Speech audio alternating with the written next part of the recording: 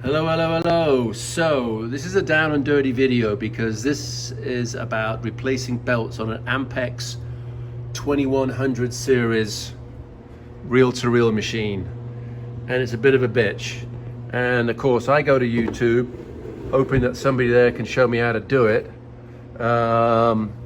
Here's the belt kit that I got from eBay, and of course it's buried. That motor's buried in there. So I'm going to do a video of how to replace belts on an Ampex 2100 series. I'm going to say I think a lot because I've never done this one, and this is going to be an exploration on how to do this. I think we've got to remove the electrical chassis, which is three screws that hold it on there.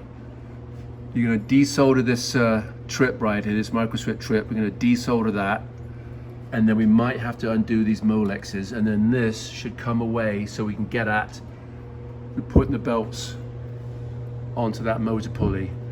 I'm trying to do this without removing the motor because then we got weight to hold and all that good stuff. The belts already fell apart. That's one piece right there. I could put it on its front, but I'd have to support it so not to break those knobs. Anyway, let's see how we get on. Okay, so we got those sleeve spacers out. The one screw's right there, it's left hanging, but this has to come off, this chassis, because there's a solenoid actuator right here, rod. You have to get the belt past. Also, it's kind of hard to show you, but deep in there, at the end of that lever that I'm wiggling, you can't see it, but it goes in to another bracket by a pin. It's just sits in there. So don't forget to put that back on when you get this together, if you ever do. Okay, so the motor has to come off. 1, 2, 1 in there, 3 for the motor support bracket. God knows how I'm going to support this and get the belts on, because everything's buried as normal. Okay, so we got the motor off, which you have to do to get these belts on. I didn't do all the wires from the motor, so I clamped this. I have this clamp here from another life. I clamped it to the transformer gently, and I'm resting the motor on there because there's no way of supporting it unless it's going to be hanged by the wires, and we don't want that. No hanging. While we're here, you can see while we're here. So this is the old belt right there and right there, and I'll grab it, and it's just mush. Look at that. It's just it's alive. Oh, it's like a worm. Anyway, yeah, so that's what happens to these belts. They just go to mush. And normally what they do is they spray crap everywhere inside here. When it breaks while working, you can see there's a little bit of stuff in there. Then you've got to clean it all off. I got fortunate. It's just deteriorated on its own, so I'm pretty good. This is the diagram, the only one I could find, of how these belts go. There's 2 belts. There's the main drive belt over the capstans, and then there's the rewind belt. I'm pretty sure it's a rewind belt. I couldn't find this guy for a while, idler pulley. It's right there. That's the idler pulley, and it sits in between this coil with these probably magnetic electrical sensors. So is this like a photoelectric speed sensor, or I don't know? Maybe you guys would know. If anybody does, let me know, because it's very interesting. But this sits over that like that. Okay, did a little bit of cleaning, and here's a top tip. While you got this off, get a bit of oil down in there, in that armature spindle area. There's a gap for it. Also, new motor mounts. This was the old one, hard. These mounts are exactly the same as the one for the Zenith Pro Series turntable. You get them from Gary Stork at voiceofmusic.com. So replace those because these were hard. We got soft ones in there. Belts came from West Coast Belts on eBay. I've yet to see if they fit. There are 2 sizes, as you can see there. I'm now going to put the belts on. Obviously I can't do that while videoing, so wish me luck, because it looks a bit of a nightmare. Okay, we have the wind drive belt on. Couple of tips here. As you can see, it's got to get inside here and then get over those wheels right there. Oh, that's the right there. You've got to squeeze the belt between this gold colored metal and this brake slider.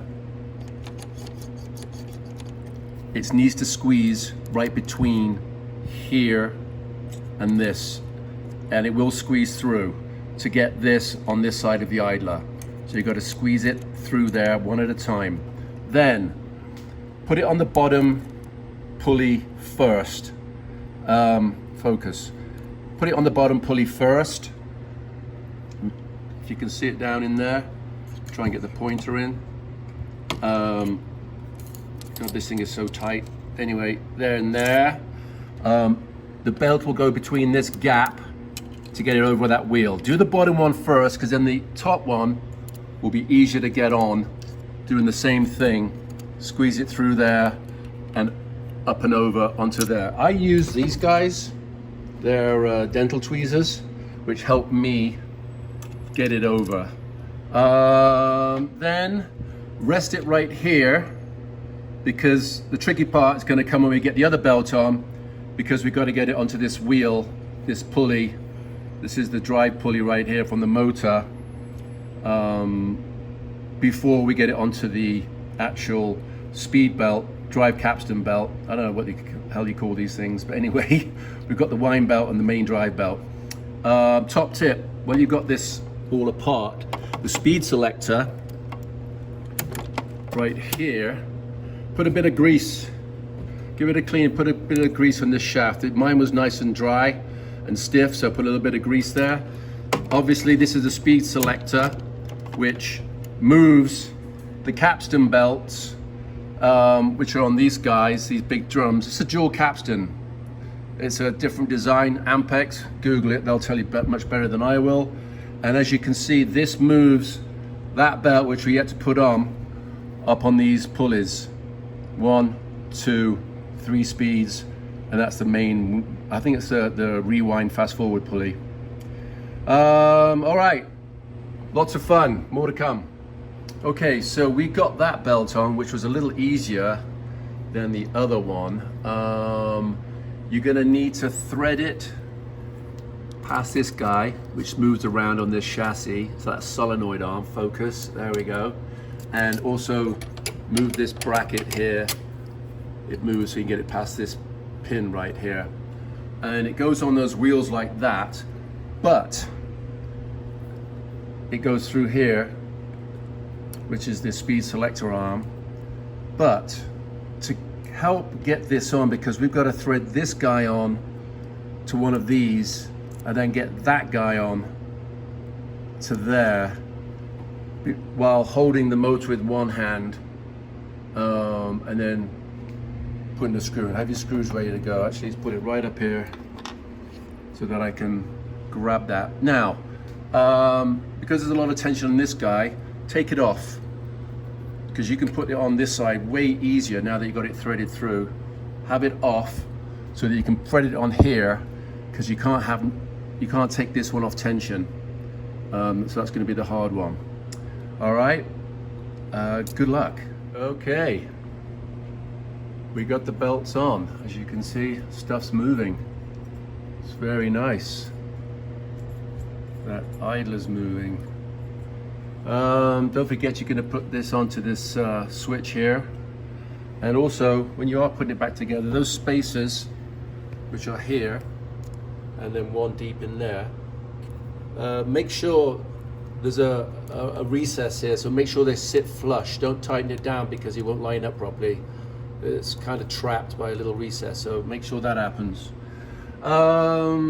yeah, this was a lot of fun. One, because the belts weren't there. They all disappeared and gone to mush. So I was kind of figuring out as I went along. As you can see, you might be luckier than me because your belts might be there. But anyway, I was very frustrated when there was not a video on YouTube to show me how to do my life, if you know what I mean. So that's why I did this down and dirty real quick.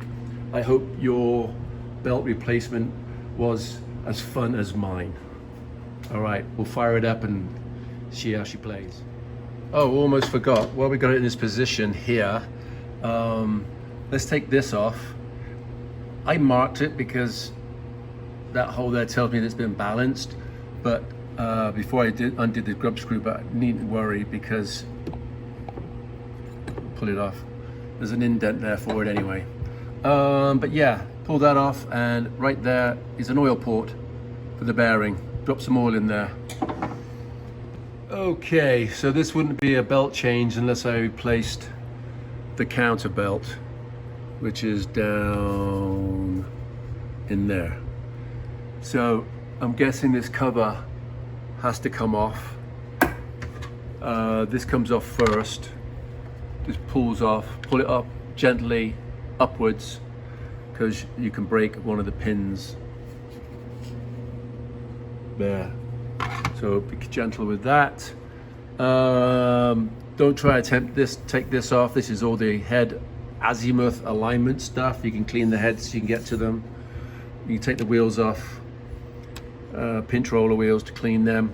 But I'm going to attempt to take this panel off and get it past this. I'm hoping it slides. This is a tracking arm for the tape, I guess. Anyway, we'll see. Okay, got the cover off. To get past this arm, put it in play mode. Where are we? Here. And then it'll slide up underneath it. Try doing this.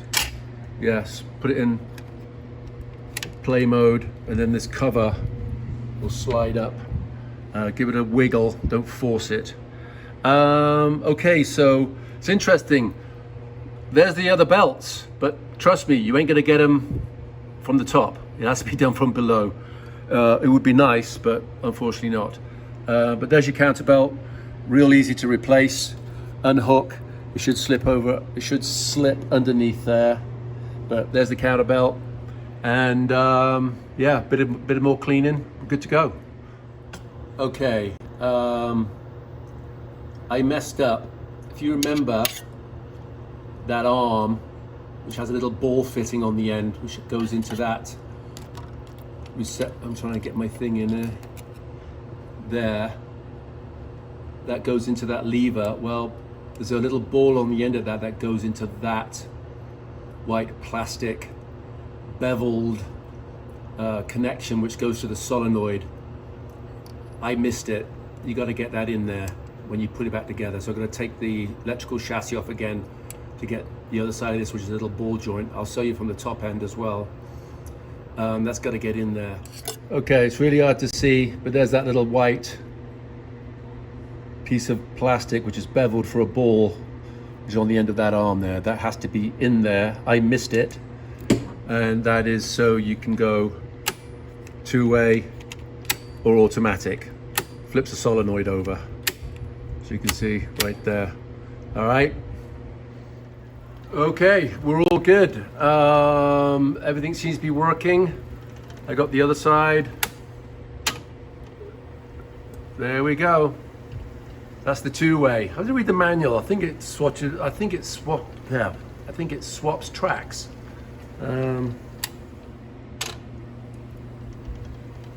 Anyway, solenoid's now working. I won't play any music. I'll wait till I put it back in Randy K's Fisher. It's where it came out of. But a bit more cleaning. Clean all this gack in here.